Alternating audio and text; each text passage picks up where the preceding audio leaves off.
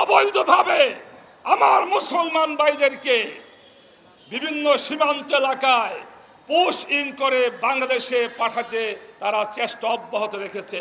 প্রিয় ভাইয়েরা, আজকে আমাদের প্রতিবেশী দেশ ভারত সরকারের সাথে আমরা কূটনৈতিক সম্পর্ক রাখতে চাই, তবে সেটা হলো আমার বাংলাদেশের স্বকীয়তা বজায় রেখে, আমার বাংলাদেশের স্বাধীনতা স্বতন্ত্রতা বজায় রেখে আমরা সম্পর্ক রাখতে চাই। আপনারা আমাদের প্রভু, আমরা আপনাদের প্রজা, আমরা এইরকম দাবিদার হিসাবে আপনাদের সম্পর্ক রাখতে চাই না।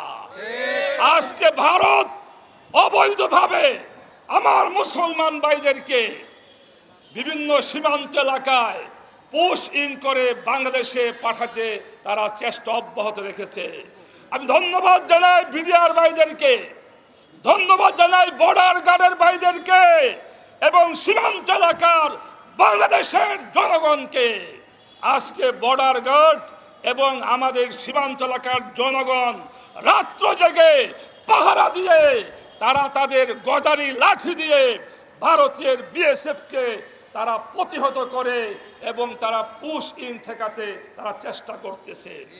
কিন্তু জনগণ জেগেছে, আমাদের সরকার নতজানু পলিসি অবলম্বন করেছে।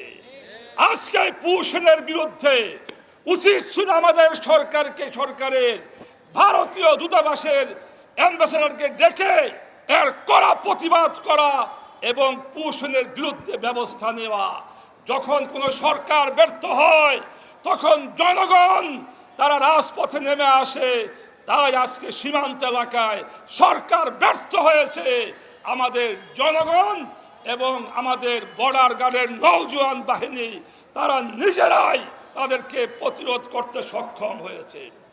আমি সরকারকে বলতে চাই, আপনারা ভারত সরকারের সাথে কথা বলুন, অবৈধভাবে যেন একজন মুসলমান ভাইকেও বাংলাদেশে তারা বর্ডার ক্রস করতে না পারে।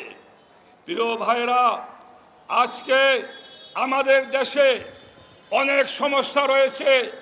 বিএনপি সরকার ক্ষমতায় এসেছিল, তারা বলেছিল গণভোটে হায়ের পক্ষে ভোট চেয়েছিল।